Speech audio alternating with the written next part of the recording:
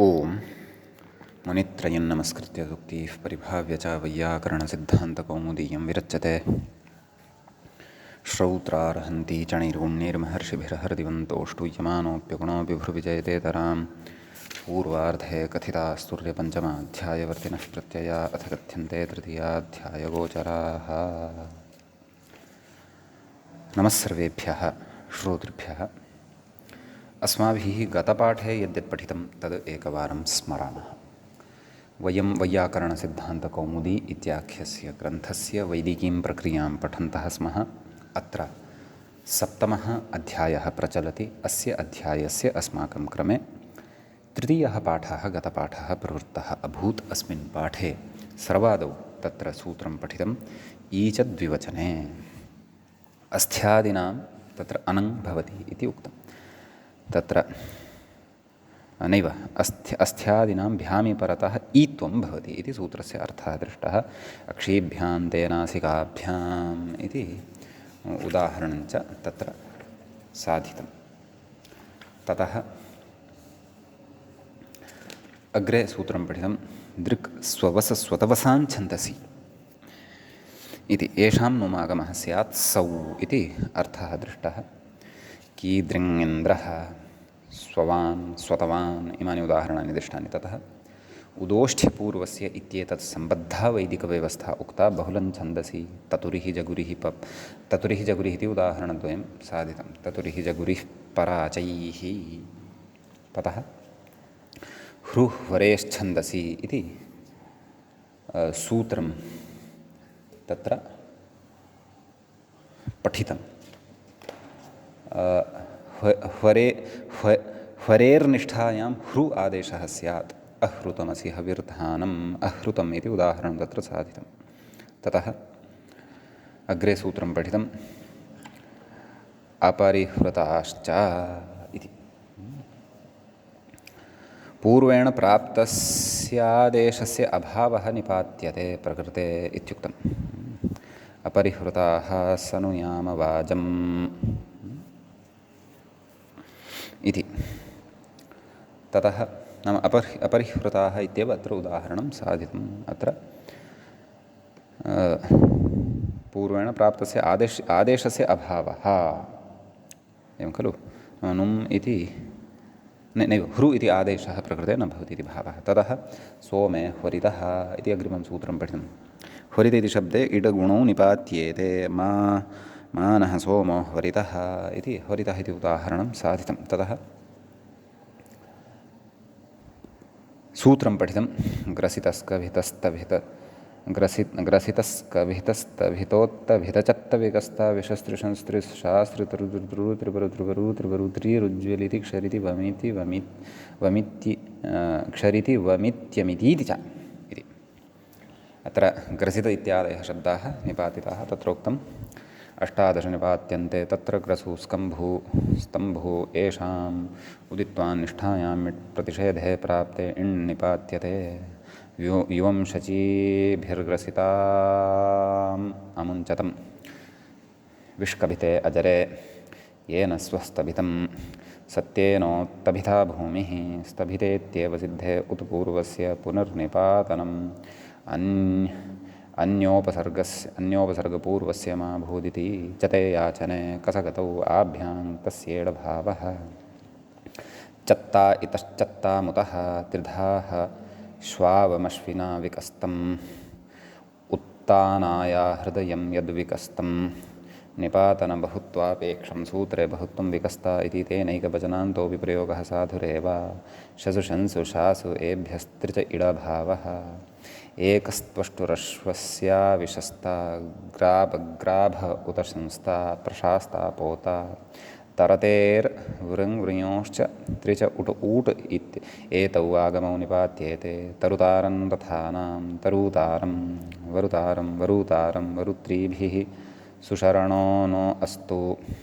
अत्र ङीमन्तनिपातनं प्रपञ्चार्थं रूतृशब्दो हि निपातितः ततो ङेपागतार्थत्वात्। उज्ज्वलादिभ्यश्चतुर्भ्यः शप इकारादेशो निपात्यते। ज्वलदीप्तौ क्षरसञ्चलने ट्वम उद्गीर्णे अमगत्यादिषु इह क्षरितीत्यस्यानन्तरं क्षमितीत्यपि केचित् पठन्ति तत्र क्षमूषसहने इति धातुर्बोध्यः भाषायां तु स्तब्धोत्तब्ध चतितविकसिताः विशसिताः शंसिता शासिता तरिता तरिता वरिता वरिता उज्ज्वलति क्षरति पाठान्तरे क्षमति वमति अमति एते भाषायां भवन्ति इत्युक्तं। ततः पूर्वं पठितस्य सूत्रस्य उदाहरणानि अत्र चर्चितानि।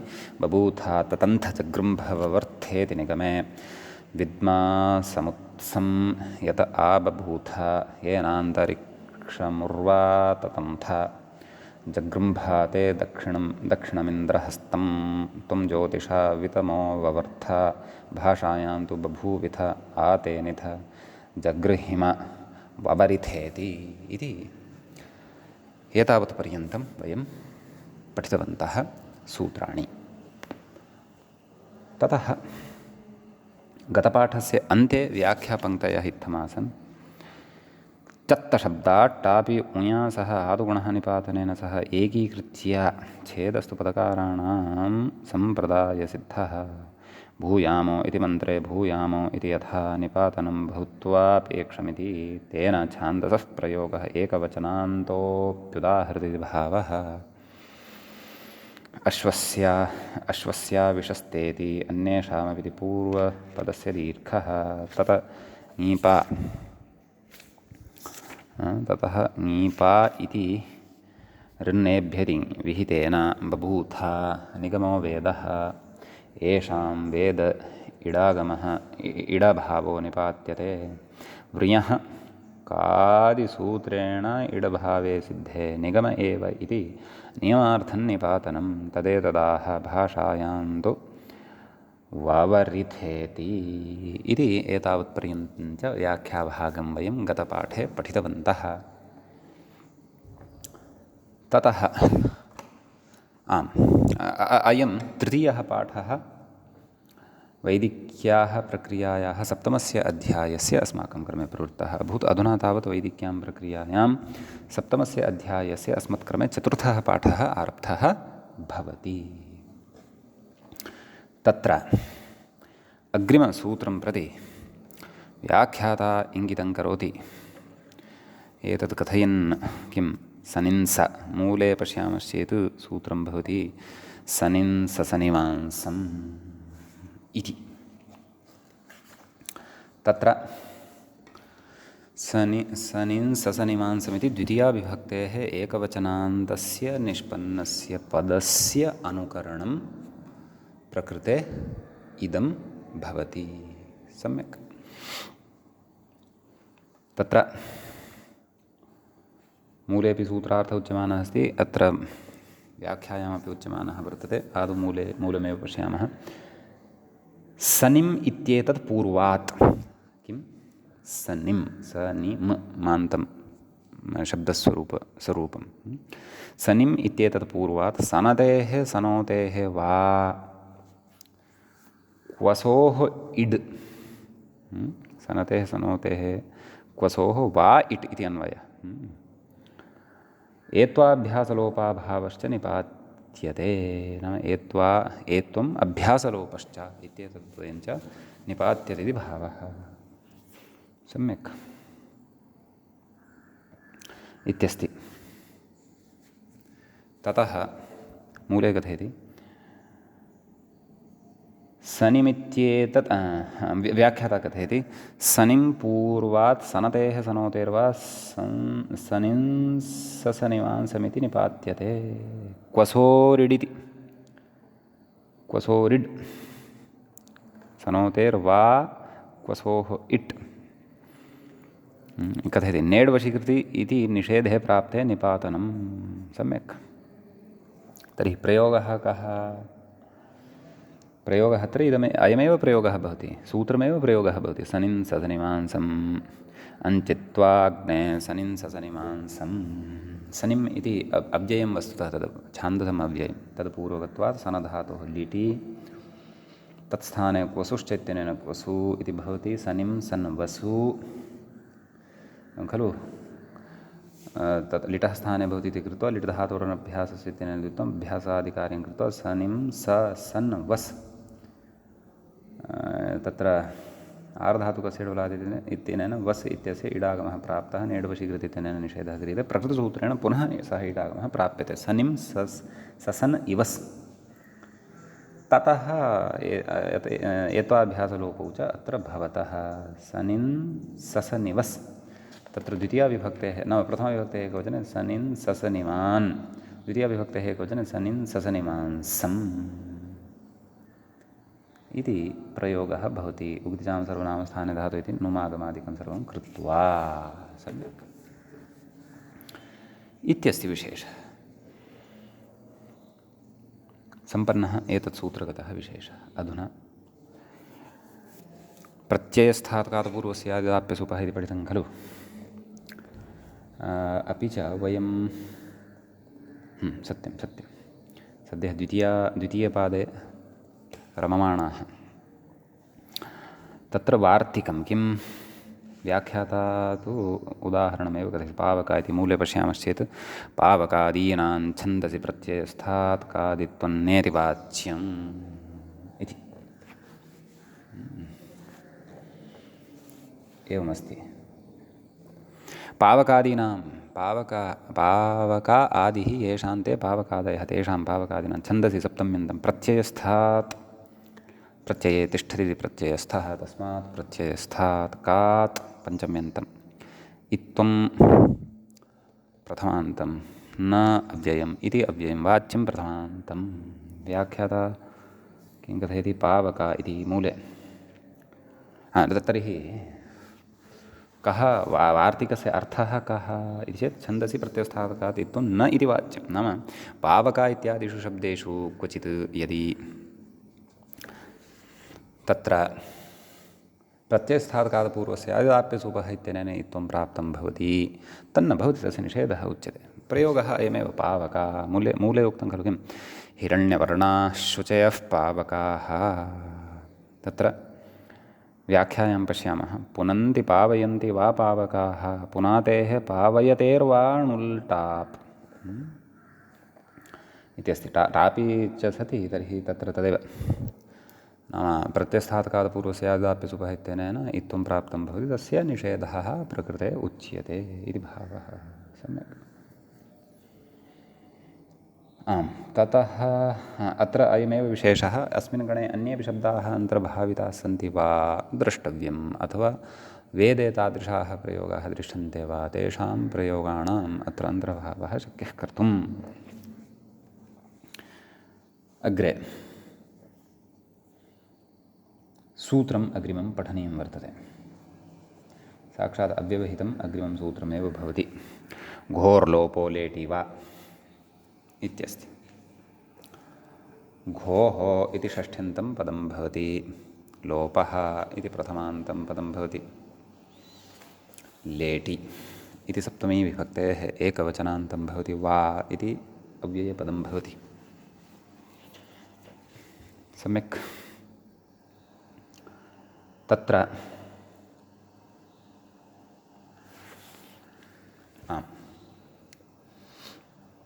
अङ्गस्य इति अधिकारो भवति सूत्रार्थः द्रष्टव्यः किं छन्दसि अर्थात् वेदे लेटि परतः घुसञ्ज्ञकस्य अङ्गस्य विकल्पेन लोपः भवति इति भावः दधद्रत्नानि दाशुषे तर्हि प्रकृते व्याख्याता कथयति दधदिति दधातेः लेट् तिप् लेटः तिप् श्लौ इति द्वित्वं दधाति इति स्थिते आकारलोपः सम्यक् तर्हि दधाति आकारलोपः भवति खलु लेटुडाटु इति अडागमः इति इत्यस्य अडागमः आकारलोपानन्तरं किं जातं द ध ति खलु लेटुडाटु दिने अडागमः द ध अ ति इतश्च लोपः परस्मैपदेषु इति इकारलोपः दधत् इति जायते दाशुषे यजमानाय रत्नानि दधत् दद्धत् इति नास्ति। तद् मम पुस्तके धकारात् परतः नाम धकारः हल्त्वेन दृश्यते, तथा नास्ति, दद्धत् इत्येव। दधादित्यर्थः इति कथयति। ददत् दददिति ददातेः रूपं क्व अस्ति, मूले अस्ति किं, सोमो ददद्गन्धर्वाय, एवं खलु। लोपाभावे उदाहरणमाह ददादिति, लोपाभावे उदाहरणं भवति किं, ददातु, तत्र उक्तं खलु, यदग्निरग्नये ददात्, एवं खलु इत्यस्ति। यत्र अस्य घोः लोपः न भवति इति भावः। घोर्लोपो लेटि वा, तत्र अलोन्त्यपरिभाषया अन्त्यस्य आकारस्य लोपः भवति। गत उदाहरणे अपि इदमेव चिन्तनीयं। दधत् इत्यत्र ददत् इत्यत्रापि इति भावः। यत्र न भवति तत्र तु ददात ददात् इति भवति। इतश्च लोपः परस्मैपदेषु इत्यनेन एकारस्य लोपः भवति। अतः ददात दधात् इति पक्षे तु सरलमेव अस्ति, क्लेशः नास्ति। अतः आलोपविषये घोः लोपः यः उक्तः सः अलोन्त्यस्य परिभाषया अन्त्यस्य भवति इति तत्र ईषद् भवन्तः जागरूकाः भवन्तु इति वदामः। अस्तु, ततः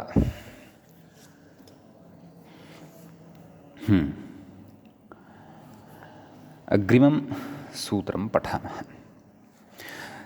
तृतीये पादे वयं गतसूत्रे एव प्रविष्टाः स्मः। 81तमं सूत्रम् अधुना अग्रे पठ्यते।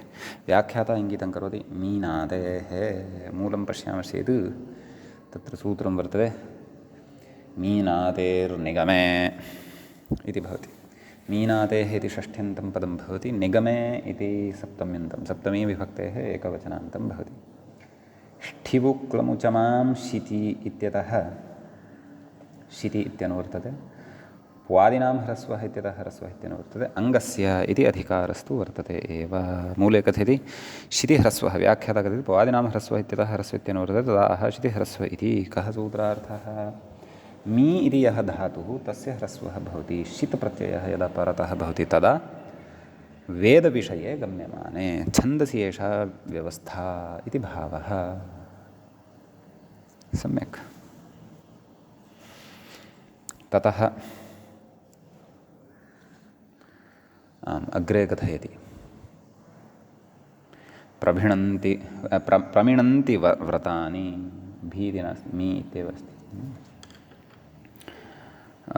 प्रमिणन्ति इति हिनुमीना इति णत्वम् इति च कथयति व्याख्याता। लोके प्रमीणन्ति इति भवति। सम्यक्।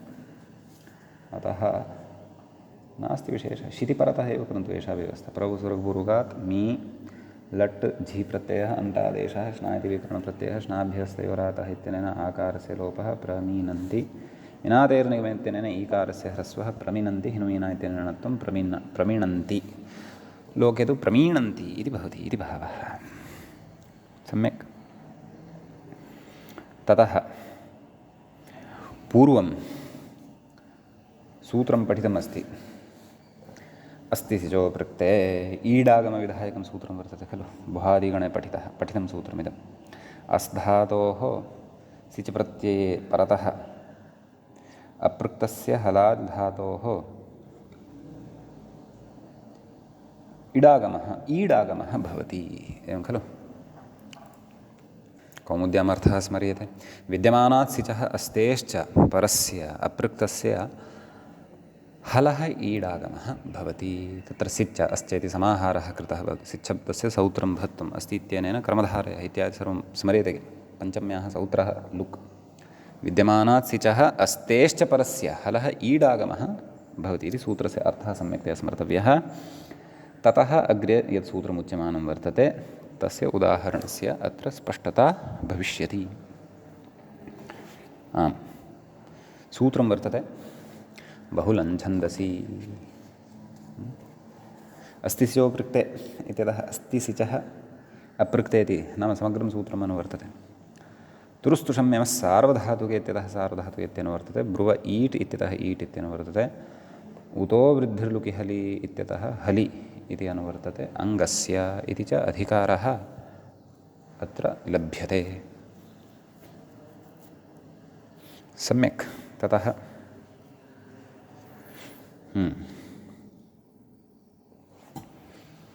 अग्रे किमुच्यते पश्यामः। नाम कः सूत्रार्थः मूले स्पष्टः एव अस्ति विषयः। नाम अस्ति स्योपृक्त् इति कार्यं वेदे बहुलं भवति इति भावः।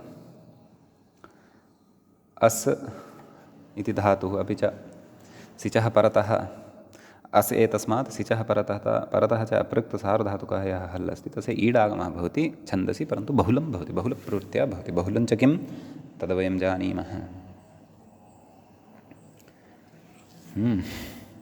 सर्वमाह इदम् अस्तेर्लङ् तिप्। सम्यक्। अस् लङ् अस्ति आडजादीनाम् इत्याट् आ अस्ति। शपो लुक् शप आगच्छति तस्य लुक् भवति। अस्ति चोपृक्ते इति इडभावे अपृक्तत्वात् हल्ङ्यादिलोपः ऋत्वविसर्गौ। एवं खलु। आह इति प्रयोगः अत्र साध्यते। अवगतं खलु। आङ् उपसर्गपूर्वकात् अस् इति भवति। हल्ङ्यादिना इति स इति लोपः अपि भवति, अतः क्षन्तव्यः। तिप् त् इति लोपः भवति, अतः तत्र सकारस्य ऋत्वविसर्गत्वेन आह इति रूपं सिद्धं भवति। संहितायां तु भो भगो इति रोर्यत्वं क्व सर्वमा इदम्। सम्यक् इति विशेषः वर्तते। कथयति मूले आसीदिति प्राप्ते, अन्यथा आसीदिति भवति स्म लुङि इति भावः। व्याख्याता कथयति लोपशाकल्यस्य इति यलोपः। अस्तु अस्तु क्व सर्वमा इदम् इत्यत्र इति भावः। ततः अग्रे कश्चन पाठः दृश्यते। अस्तेर्लङ् तिप्। प्रक्रिया दर्शिता अस्ति। कोष्ठके अयं पाठः दृश्यमानः वर्तते। क्वचिद् एषः पाठः मूले नापि दृश्यते बहु नाम अस्तेर्लङ् तिप् इडभावः अपृक्तत्वाद्धल्ङ्यादिलोपः ऋत्वविसर्गौ संहितायां तु भो भोगो इति यत्त्वं लोपशाकल्यस्य इति लोपः इति व्याख्यात्रापि तथैव पाठः उद्धृतः अस्ति सुबोधिनीकारेण। मूले अपि दृश्यते। एवं खलु। गोभिरक्षाः सिचः इडभावश्छान्दसः अट् शेषं पूर्ववत् इति अस्ति। तर्हि प्रकृते अक्षाः इति प्रयोगः साध्यते। क्षर सञ्चलने इति भवति, ततः लुङ् तिप् ततश्च आम् त् इति ति इति भवति खलु। पकारस्य इति संज्ञा भवति, इकारस्यापि इतश्च इति लोपः भवति। अडागमः अक्षरत्त। सम्यक्। इडागमः न भवति। चिलिप्रत्ययः चिलेः स्थाने सिजादेशः अक्षर सत् अस्ति चोपृक्तेन ईडागमस्य प्राप्तिः आसीत्। बहुलं छन्दसित्यनेन ईडागमः न भवति। हल्ङ्यादिलोपेन संयोगादिलोपेन च सस्य ऋत्वविसर्गे च कृते अक्षाः इति रूपं सिद्धं भवति। सम्यक्। सिचः इडभावश्छान्दसः क्व अक्षाः इत्यत्र अट् नाम अडागमः भवति इति भावः। अस्तु। तर्हि अत्र आह अक्षाः इति उदाहरणद्वयम् अस्य सूत्रस्य अस्माभिः प्रकृते साधितं। सम्यक्। ततः अग्रे किमिति पश्यामः। पूर्वं पठितं सूत्रं प्रति गच्छति। ह्रस्वस्य गुणः शब्दाधिकारे इदं सूत्रं पठितं। ह्रस्वान्तस्य अङ्गस्य गुणः भवति सम्बुद्धौ। सम्यक्। तस्य विकल्पः उच्यमानः वर्तते। अग्रे वार्तिकमेकं वर्तते। तेन वार्तिकेन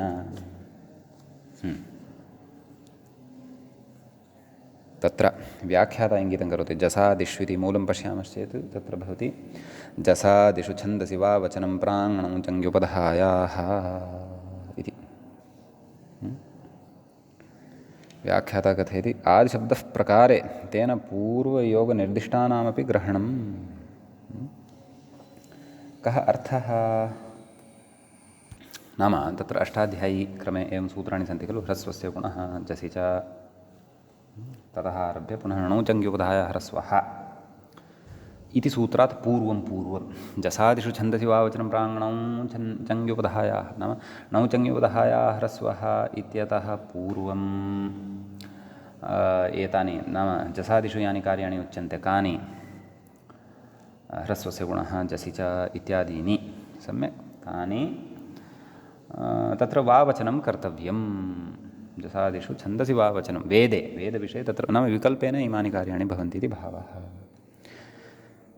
समीचीनं पश्यामः उदाहरणानि क्रमशः तत्र अधा शतक्रत्वो यूयम् इत्यस्ति शतक्रत्व प्रयोगः अयं साधनीयः वर्तते शतक्रतु इति अस्मात् अस् इति प्रत्ययः भवति जसि च इत्यनेन नित्यतया गुणः प्राप्तः भवति गुरु इत्यस्य गुरवः इति यथा भवति तद्वत् शतक्रतवः इति स्यात् परन्तु विकल्पेन अत्र गुणः भवति गुणाभावे तर्हि शतक्रतु अस् यण् भवति शतक्रतुः अस् शतक्रत्वस् इति भवति एवं खलु जसि च इति गुणाभावे प्रथमयोः पूर्वसवर्णदीर्घोऽपि वा छन्दसि वा इति वचनात् अत्र न भवति इति यणादेशः प्रवर्तते केन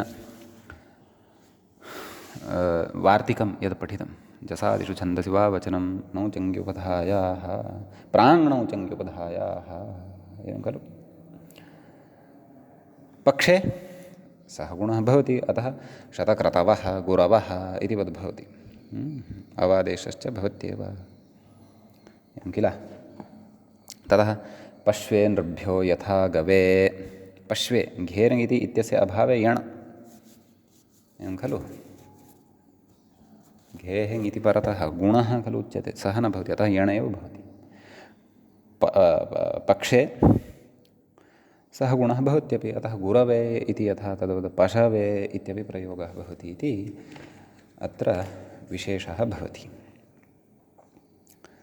समीचीनं ततः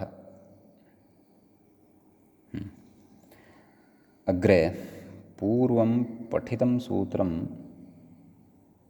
स्मार्यते किं तद् इति चेत् नाभ्यस्तस्याचीति निषेधे नाभ्यस्तस्याचि इति निषेधे बहुलं छन्दसि इति वक्तव्यम् एवं खलु तत्र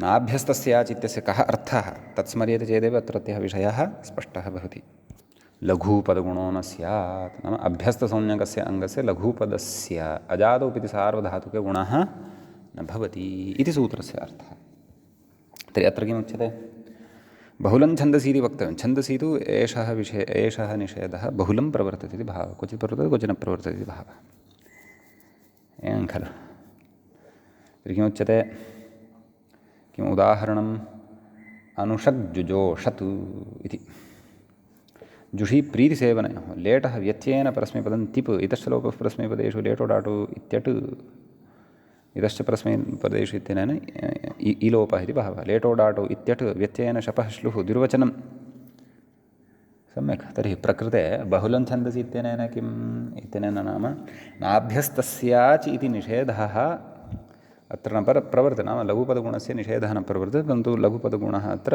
बहुलं छन्दसि इति वक्तव्यम् इत्येतत् सामर्थ्यात् प्रवर्तत एव इति भावः सम्यक् इति अयम् अत्र विशेषः वर्तते अग्रे सूत्रं वर्तते नित्यं छन्दसि इति नित्यमिति प्रथमान्तं छन्दसि इति सप्तमीविभक्तेः एकवचनान्तम् उर्वृत् इत्यतः इति समग्रमपि सूत्रम् अनुवर्तते णौचङ्ग्योपधायाः ह्रस्वः इत्यतः णौ इत्यनुवर्तते णौचङ्ग्योपधायाः समग्रं नैव णौचङ्ग्योपधायाः ह्रस्व इति पदवर्जं समग्रं सूत्रमिदम् अनुवर्तते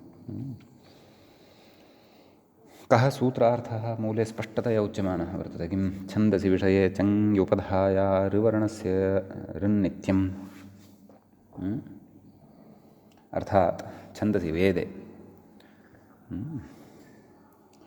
तत्र णौ चङि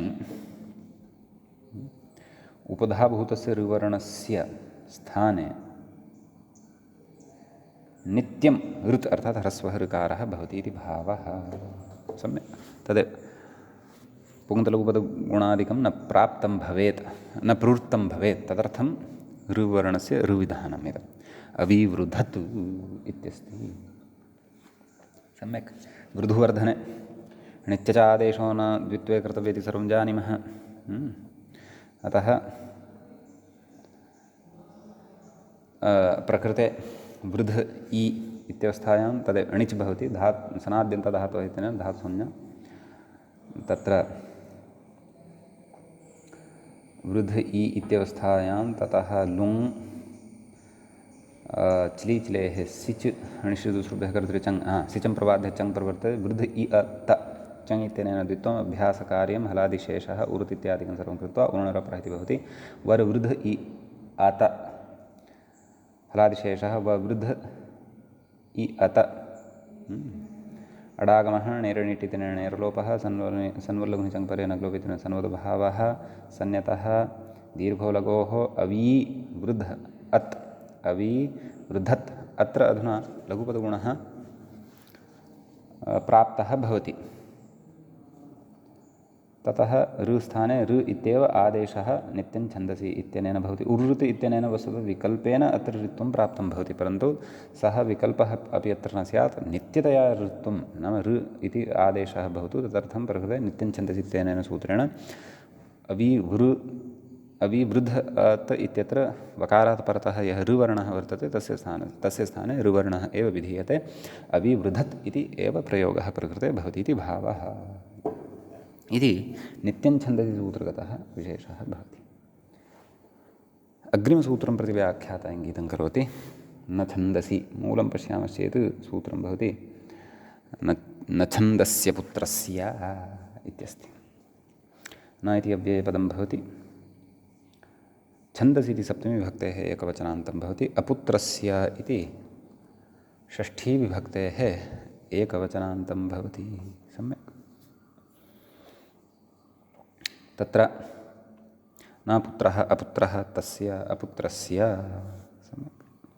अस्य च्वौ इत्यतः अस्य इत्यनुवर्तते। ईघ्राद्मोः इत्यतः ई इत्यनुवर्तते। अकृतसार्वधातुकयोर् दीर्घः इत्यतः दीर्घः इत्यनुवर्तते। क्यचि च इत्यतः क्यचि इति अनुवर्तते। अङ्गस्य इति च अधिकारः प्रकृते लभ्यते।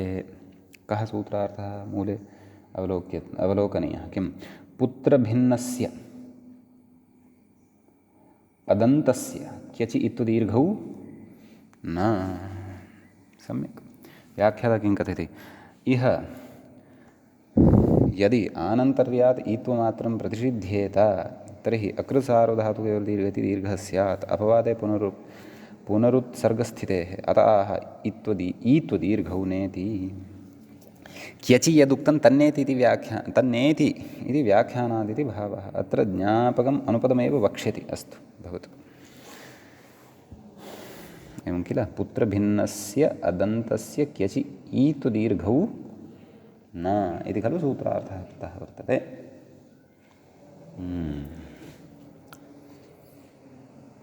व्याख्यात्रा पुनः यः पक्षः उक्तः सः एकवारं पुनः पठनीयः। पठामि।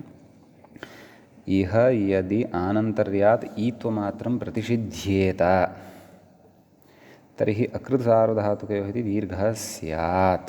परन्तु सूत्रे किमुक्तम् ईत्वदीर्घौ न दीर्घस्यापि निषेधः कृतः अस्ति। अकृतसार्वधातुकयोर्दीर्घः इत्यतः दीर्घः इत्यपि उक्तं वर्तते। अपवादे पुनरुत्सर्गस्थितेः अपवादात् मुक्ते सति पुनः उत्सर्गः उन्निमिषितः नाम पुनः पुनरुत्तिष्ठति इति भावः। अतः ईत्वदीर्घौ न। तर्हि एतादृशव्याख्याने नाम तत्र क्यचि यदुक्तं तन्नेति व्याख्यानादिति भावः।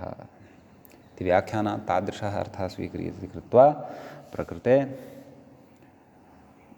तत्र ज्ञापकं स्वयम् अग्रे कथयिष्यति इति व्याख्यात्रा अग्रे ज्ञापकविचारः यः करिष्यते तद्विषये ईषदत्र यदुक्तं तद्विषये वयम् अवधानं कुर्याम। बुद्धौ च एतं विषयं स्थापयेम। सम्यक्। आम्। तत्र किम् उदाह्रियते चेत् मित्रयोः क्यात् छन्दसि इति अपुत्रस्य किम् पश्यामः पुत्रमिच्छन्ति इति पुत्रीयन्तः जनमिच्छन्ति इति जनीयन्तः लटः शत्रादेशः क्व मूले इदम् उदाहरणं क्व दृश्यते पुत्रीयन्तः सुदानवः जनीयन्तो अग्रवः जनमिच्छन्ति नैव अस्य उदाहरणं किं मित्रयुः इत्यस्ति तत्र प्रवृत्तिः दर्शनीया क्यात् छन्दसि इति इत्युक्तं खलु तर्हि प्रकृते तत्र उक्तं खलु सूत्रार्थः नाम पुत्रभिन्नस्य अदन्तस्य क्यचि ईतु दीर्घौ न भवतः इति भावः तत्र पुत्रशब्दात् भिन्नः अदन्तः कश्चन शब्दः तस्य ईत्वमपि न भवति दीर्घोऽपि न भवति क्यचि परतः मित्रयुः इत्यत्र पश्यामः क्यात् छन्दसि इति मित्रमिच्छति इति विग्रहः भवति सुवात्मनः क्यचितेन क्यच् भवति तत्र अनुबन्धलोपं विधाय य इति अवशिष्यते मित्रय एवं खलु सनाद्यन्तात् धातवः धातुसंज्ञा भवति स्वधातुप्रातिपदिकेन सुब्लुकादिकं कृत्वा मित्रया इति आयाति क्यचि च इत्यनेन मित्र इति शब्दे यः अकारः वर्तते तस्य ईत्वं प्राप्तं प्रकृतसूत्रद्वारा निषेधः भवति ततः क्यात् छन्दसि इत्यनेन सूत्रेण उप्रत्ययः भवति सम्यक् अतो लोपः इत्यनेन अकारस्य लोपः भवति मित्रय उ मित्रयु इति प्रयोगः सिद्धः भवति सम्यक् तदेव उक्तं मूले क्यात् छन्दसि इति अपुत्रस्य किं पुत्रीयन्तः सुदानवः तत्र व्याख्यातः कथयति किं पुत्रमिच्छन्ति पुत्रीयन्तः जनमिच्छन्ति जनीयन्तः लटः शत्रादेशः उदिजामिति नुम् खलु नाम अत्र पुत्रशब्दभिन्नस्य अदन्तस्य क्यचि ह्रस्वदीर्घौ न इत्युक्तं खलु तद् उदाहरणं च अस्माभिः दृष्टमेव किं मित्रशब्दः पुत्रभिन्नः अत एव तत्र ईत्वं दीर्घो वा न जातः पुत्रशब्दविषये तु ईत्वमपि भविष्यति दीर्घादिकमपि भविष्यति पुत्रीयन्तः सुदानवः पुत्रीयन्तः इति प्रयोगः तत्र सिद्धो भवत्येव इति भावः एवं खलु व्याख्या तत्र मूले उच्यते किं अपुत्रादीनामिति वाच्यम् एवं खलु छन्दस्य पुत्रस्य इति खलु सूत्रं तथा न कर्तव्यम् अपुत्रादीनाम् इति वाच्यं छन्दस्य पुत्रादीनां न तत्र अन्येपि कानिचन उदाहरणानि द्रष्टव्यानि इति भावः जनीयन्तोन्वग्रवः जनम् इच्छन्तः इत्यर्थः जनीयन्तः जनं नाम अत्र ईत्वमपि भवति दीर्घादीनि कार्याणि यानि भवन्तानि सर्वाणि अत्र भवन्ति यतः सूत्रम् अपुत्रादीनाम् इति अपुत्रस्य इत्यपेक्षया अपुत्रादीनाम् इति वक्तव्यं तत्र जन इत्यादीनां शब्दानामपि तर्हि अन्तर्भावः भविष्यति इति भावः सम्यक् इति एतद्वार्तिकगतः विशेषः भवति अग्रिमं सूत्रम् अधुना पठामः व्याख्याता सूत्रं प्रति इङ्गितं करोति दुरस्यु मूले पश्यामश्चेत् दुरस्युर्द्रविणस्युर्वृषण्यतिरिषण्यति एवमेव इति भवति सूत्रम् दुरस्युः प्रथमान्तं द्रविणस्युः प्रथमान्तं वृषण्यति क्रियापदं वृषण्यति इत्यपि क्रियापदद्वयस्य अनुकरणम् अत्र कृतं वर्तते एवं खलु षट्त्रिंशमिदं सूत्रं भवति चतुर्थे पादे एव न छन्दस्य पुत्रस्य इत्यतः छन्दसि इति अनुवर्तते तत्र एते क्यचि निपात्यन्ते व्याख्याता कथयति दुष्टशब्दस्य दुरस्य इत्यत्र कथयन् अस्ति ततः किमुक्तवान् भाषायां तु उप्रत्ययाभावात् दुष्टीयति अस्तु वेदे एते शब्दाः के दुरस्युर्द्रविणस्युर्वृषण्यति तत्र आदौ दुरस्युः इति यः शब्दः वर्तते तद् दुष्टम् इच्छति इति विग्रहः भवति।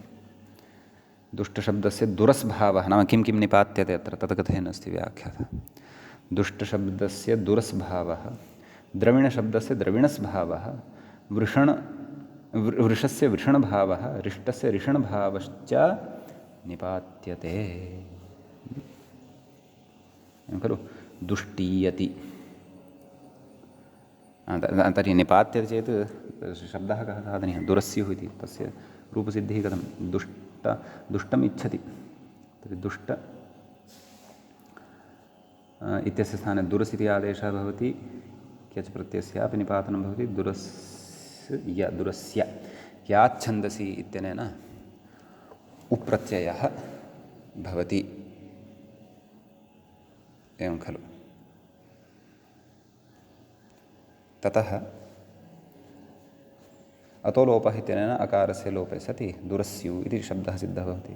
द्रविणस्युः, द्रविणम् इच्छति, द्रविणशब्दात् क्यच् द्रविणस् इति च आदेशः निपात्यते। द्रविणस्य द्रविणस्य क्याच्छन्दसि इति उप्रत्ययः सति द्रविणस्युः इति शब्दः सिद्धः भवति। वृषण्यति इति किमुक्तं? वृषस्य वृषणभावः, रिष्टस्य रिषणभावः। तर्हि वृषम् इच्छति, वृष इत्यस्य वृषण इति शब्दः क्यच् वृषण्य इति नामधातुः सिद्धः भवति। लटिति शपि गुणे लटिति शपि पररूपादिकं पररूपादिदौ च वृषण्यति रूपं सिद्धं भवति। एवमेव रिष्टम् इच्छति रिषण्यति इति च प्रयोगः सिद्धः भवति। सम्यक्। भाषायां तु उप्रत्ययाभावात् दुष्टीयति, द्रविणीयति, वृषीयति, रिष्टीयति इत्यादयः प्रयोगाः भवन्ति। व्याख्याता कथयति प्रकृतिमात्रे तात्पर्यम् उप्रत्ययस्य समानार्थेन तृणा दुष्टीयत इत्यादि बोध्यम् इति भावः। नाम भाषायाम् एते प्रयोगाः भवन्ति इति भावः। तत्र उप्रत्ययः न भवति, अतः दुष्टम् इच्छति दुष्टीयति, द्रविणम् इच्छति द्रविणीयति, वृषमिच्छति वृषीयति, रिष्टमिच्छति रिष्टीयति इत्यादयः प्रयोगाः भाषायां भवन्ति इति भावः। एवं खलु इति एतावान् विशेषः अस्मिन् सूत्रे प्रकृते भवति। इदानीम् अग्रिमं सूत्रं पश्यामः। मूले सूत्रं दृश्यते अश्वाघस्यात् इति। तत्र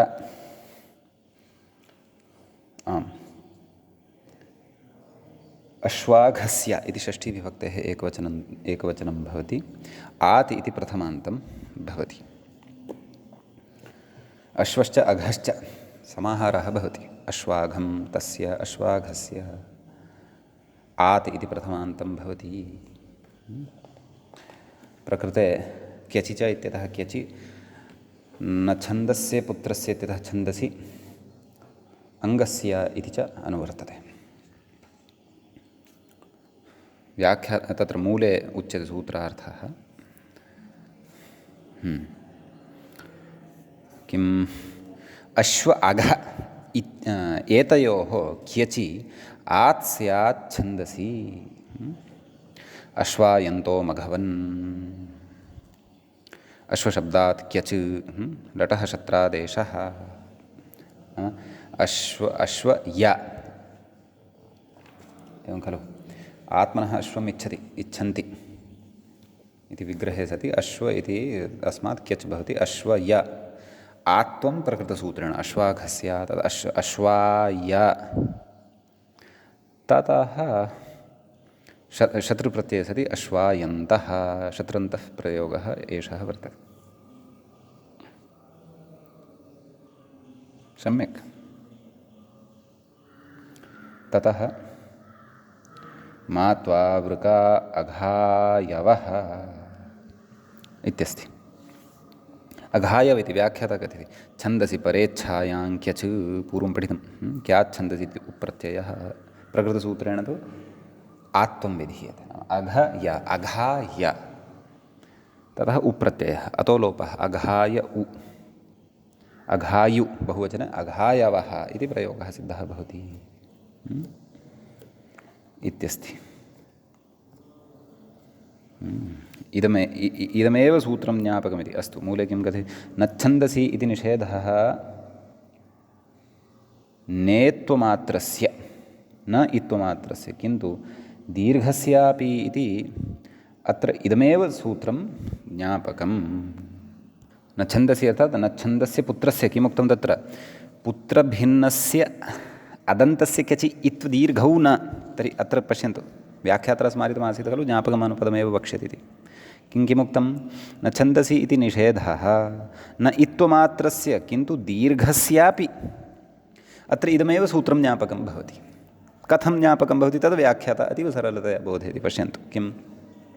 अन्यथा दीर्घेण एव सिद्धत्वात् आत्ववचनमनर्थकं स्यात्।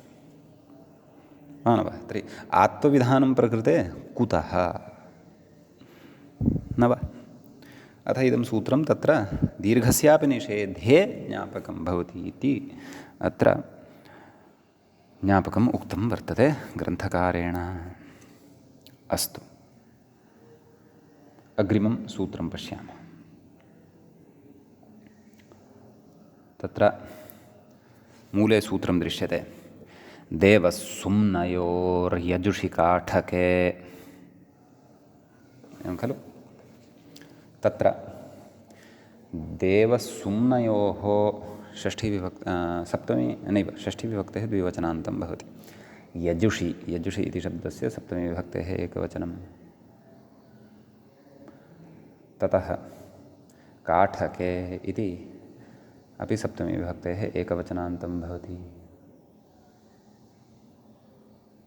अश्वाघस्यात् इत्यतः आत् इत्यनुवर्तते क्यचि च इत्यतः क्यचि इत्यनुवर्तते नच्छन्दस्य पुत्रस्य इत्यतः छन्दसि इत्यनुवर्तते अङ्गस्य इत्यस्य च अधिकारः अत्र वर्तते। कः अर्थः मूले कथयति? देवश्च सुम्नश्च इति शब्दद्वयमस्ति खलु अत्र, अतः कथयति अनयोः नाम कयोः? देवसुम्नयोः। क्यचि आत् स्यात्, क्यचि परतः आत्वं भवति। यजुषि कठशाखायां, यजुर्वेदेपि कठशाखा या वर्तते तत्र तच्छाखा विषयः अयं भवति इति भावः। तत्र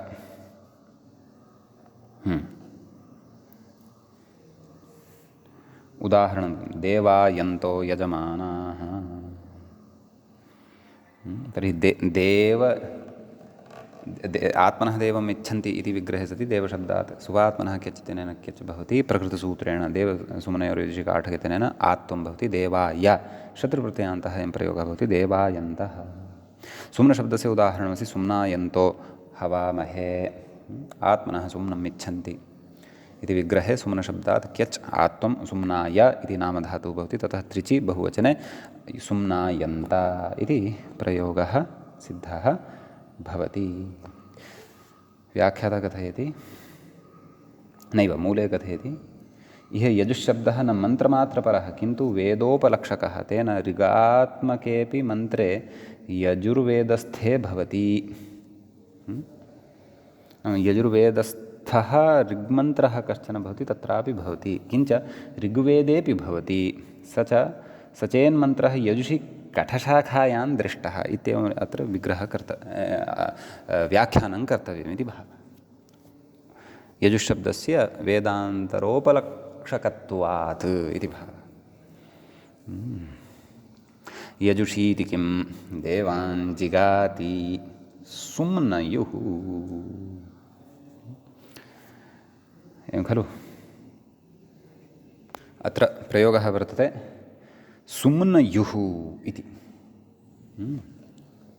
तद् सुम्नम् आत्मनः इच्छति नाम, अन्यथा सुम्नायुः इति भवति स्म इति भावः, नाम आत्मं न भवति। यतः यजुर्वेदविषयः नास्ति अयम् इति कृत्वा अतः सुम्नयुः इत्येव भवति। अन्यथा आत्वयुक्तं तु सुम्नायुः इति भवति स्म। तत् क्यजन्तात् क्याच्छन्दसि इत्यनेन उप्रत्ययः, तत्तु भवन्तः जानन्ति एव। एवं खलु? व्याख्याता अत्र कथयति किं? नन्विदं प्रत्युदाहरणम् अङ्गद्वयविकलं यजुषि काठके इत्यंशद्वयस्यापि तत्राभावादित्याशङ्क्याः बहुवृचानाम् अप्यस्ति इति मूले पश्यतु। बहुवृचानामप्यस्ति काठशाखा ततो भवति प्रत्युदाहरणमिति हरदत्तः। हरदत्तस्य अत्र मतम् उपस्थापितं वर्तते। तत्रेदं दृष्टमिति भावः। काठक इति किं यजुर्वेदे शाखान्तरे माभूत् अन्यत्र सुम्नयुः इदम् इति अस्ति। नाम इदं प्रत्युदाहरणं भवत्येव तत्र युक्त्या व्याख्यानाच्च साध्यते इति भावः। इति एतावान् विशेषः एतत् सूत्रगतः भवति। अग्रिमं सूत्रं पठामः। व्याख्याता इङ्गितं करोति कव्यध्वर इति कथयति। मूलं पश्यामश्चेत् कव्यध्वरप्रतनस्यर्चिलोपः इति अस्ति। तत्र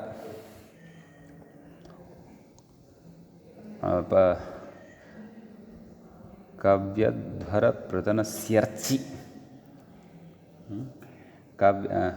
कव्यध्वरप्रतनस्य इति प्रथमं पदं वर्तते। षष्ठीविभक्तेः एकवचनान्तं रिचि इति सप्तम्यन्तं सप्तमीविभक्तेः एकवचनान्तं लोपः इति प्रथमाविभक्तेः एकवचनान्तं भवति। क्यचिच इत्यतः क्यचित्यनुवर्तते।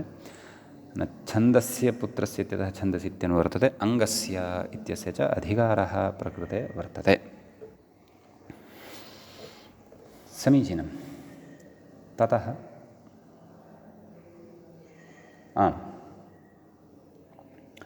कः अर्थः? विग्रहः कथं? कविश्च अध्वरश्च प्रतना च। कव्यध्वरप्रतनं समाहारद्वन्द्वः। तस्य कव्यध्वरप्रतनस्य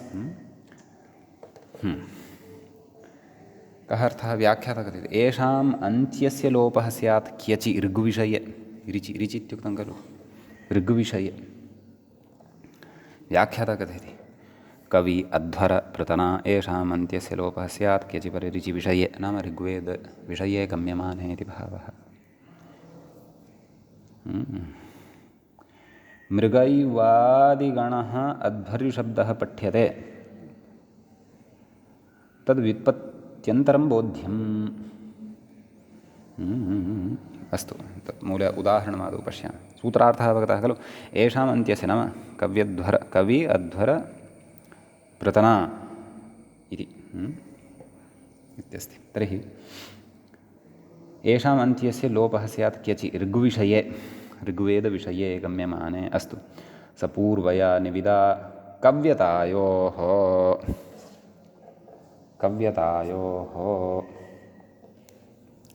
कव्यता इति साधनीयम्। आत्मनः कविम् इच्छथ। कवि एतस्मात् क्यचिति प्रत्ययः भवति। कव्यध्वरप्रतनस्यर्चि लोपः इत्यनेन कवि इत्यत्र अन्त्यस्य इकारस्य लोपः भवति। कविय इति आसीत् खलु, कव्य इति जातं। नामधातुः ततः लोटि मध्यमपुरुषे बहुवचने कव्यता इति प्रयोगः सिद्धः भवति। सम्यक्। ततः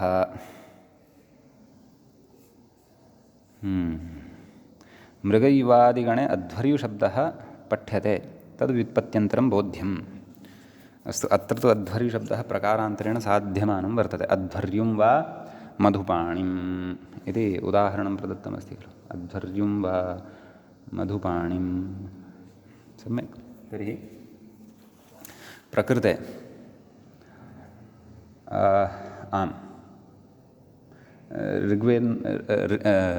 ऋङ्मन्त्रांशः एव अयम्। अध्वर्युम् इति साधनीयम्। आत्मनः अध्वरम् इच्छति। अतः अध्वर एतस्मात् क्यच प्रत्ययः। अध्वर नाम यज्ञविशेषः। प्रकृतसूत्रेण अध्वर य इत्यवस्थायां रेफोत्तरवर्तिनः अकारस्य लोपः अध्वर्य। ततः क्याच्छन्दसि इत्यनेन उप्रत्ययः अध्वर्य अतो लोपः अध्वर्यु इति शब्दः सिद्धः भवति। द्वितीयाविभक्तेः एकवचने अध्वर्युम्। तृतीयः प्रयोगः भवति पृतन्युम्। एवं खलु? तत्र दमयन्तं पृतन्युम् इति अस्ति। तर्हि पृतनाम् आत्मनः इच्छति। पृतना इति अस्मात् क्यच् कव्यध्वरपृतनस्यर्चि लोपः इत्यनेन अन्त्यस्य आवरणस्य लोपः भवति। पृतन् य पृतन्य क्याच्छन्दसि इत्यनेन उप्रत्ययः पृतन्यु एवं खलु विभक्तिकार्ये कृते पृतन्युम् इति रूपम् अत्र सिद्धं भवति। सम्यक्। इदानीम् अग्रे पूर्वं पठितं सूत्रद्वयं स्मार्यते। तत्र एकं तु दधातेर्हिः, धा धातोः स्थाने हि इति आदेशः भवति। हित इत्यादयः प्रयोगाः साधिताः भवन्तः स्मरेयुः। जहातेश्च क्त्वी, क्त्वा प्रत्ययपरतः ह इत्यस्य स्थाने हि इति आदेशः भवति। क्रमशः हितं हित्वा इति प्रयोगद्वयम् अत्र सूत्रद्वयस्य अस्य भवति इति पूर्वं पठितं वर्तते। तत्र छन्दसि विकल्पः उच्यमानः वर्तते। तदर्थम् अग्रे सूत्रं पठ्यते। सूत्रं प्रति व्याख्याता इङ्गितं करोति विभाषा। मूले पश्यामश्चेत् विभाषा छन्दसि इति अस्ति सूत्रं। तत्र विभाषा इति प्रथमान्तं भवति। प्रथमाविभक्तेः एकवचनान्तं भवति। विभाषा प्रथमान्तं छन्दसि इति सप्तमीन्दु। अस्तु, अग्रे प्रकृते दधातेर्हिः इत्यतः हिः इत्यनुवर्तते, जहातेश्च क्ति इत्यतः जहातेः इत्यनुवर्तते, अङ्गस्य इति अधिकारः च अत्र वर्तते एव। सम्यक्। ततः सूत्रस्य अर्थः कः इति चेत् हा धातोः हि इति आदेशः तत्र विकल्पेन भवति छन्दसि विषये गम्यमाने। दधातेर्हिः इति वा जहातेश्च क्त्वी इति वा। दधातेर्हिः इति तु विषयः सम्पन्नः, जहातेश्च क्त्वी इत्यस्य सम्बन्धः प्रकृते वर्तते। क्व विभाषा छन्दसि इति। परन्तु धातोः हि इति आदेशविकल्पोऽपि अत्र अस्ति इति भाति। अन्यथा तत्सूत्रम् अत्र किमर्थं पठेत् इत्यपि जायते मनसि विचारः। भवतु, पश्यामः। व्याख्याता कथयति जहातेरङ्गस्य विभाषा हि आदेशः स्यात्। जहातेः क्त्वी इत्यस्यैव विकल्पः अयमुच्यमानः अस्ति। पश्यामः। किं कथयति? हित्वा शरीरं हीत्वा वा। तर्हि हा धातुः भवति, तस्य स्थाने हि आदेशः विभाषा छन्दसि इत्यनेन विकल्पेन भवति। आदेशपक्षे हित्वा इति भवति, आदेशाभावपक्षे हीत्वा इति भवति। कथं दीर्घः ईकारः लब्धः इति चेत् हि आदेशाभावे घुमास्था इति ईत्वं। सम्यक्। क्वचित्तु हात्वेति पाठः, तत्र छान्दसत्वात् घुमास्था इतीत्वा भावः। यत्र हात्वा इति पाठः दृश्यते तत्र छान्दसत्वादेव निर्वाहः क्रियते इति भावः। एवं खलु। यतः कौमुद्याः एव पाठभेदाः अपि भवितुमर्हन्ति। क्वचित् ग्रन्थान्तरेपि पाठभेदकारणात् हात्वा इति स्यात्। वस्तुतः निर्णयस्तु छन्दः अर्थात् वेदं दृष्ट्वैव अस्माभिः कर्तुं शक्यः। यत् आम् प्रकृते हात्वा इत्यपि पाठः दृश्यते, तर्हि तत्र इत्वा भावः ईत्वा भावो वा छान्दसत्वादेव निर्वाह्यः भवति। यतः अतएव बहुलम् इति अस्ति खलु। वस्तुतः हात्वा इत्यपि बहुलग्रहणसामर्थ्यादेव सः अपि प्रयोगः अत्र शक्यः समर्थयितुं क्लेशः नास्ति। परन्तु तादृशः प्रयोगः क्व दृश्यते? पाठभेदः एव वा प्रयोगः अपि तादृशः अस्ति वा इत्यपि भवति तत्र विचारणस्य आवश्यकता इति। अद्यतनपाठं तावत् अत्रैव उपसंहरेम। अग्रिमं सूत्रमादाय अग्रिमे पाठे वयम् उपस्थिताः भविष्यामः। मङ्गलं कुर्मः। मुनित्रयन्नमस्कृत्य उक्तिः परिभाव्य च वैयाकरणसिद्धान्तकौमुदीयं विरच्यते श्रौत्रार्हन्ति च नैर्गुण्यैर्महर्षिभिरहरतिवन्तोष्टुयमानोऽप्यगुणो विभुर्विजयते तरां पूर्वार्धे कथितास्तुर्यपञ्चमाध्यायवर्तिनः प्रत्यया अथ कथ्यन्ते तृतीयाध्यायगोचराः। एवञ्च वैदिक्याः प्रक्रियायाः सप्तमस्य अध्यायस्य अस्मत्क्रमे एषः चतुर्थः पाठः सम्पन्नतां गतः। नमः सर्वेभ्यः श्रोतृभ्यः भगवद्भ्यः।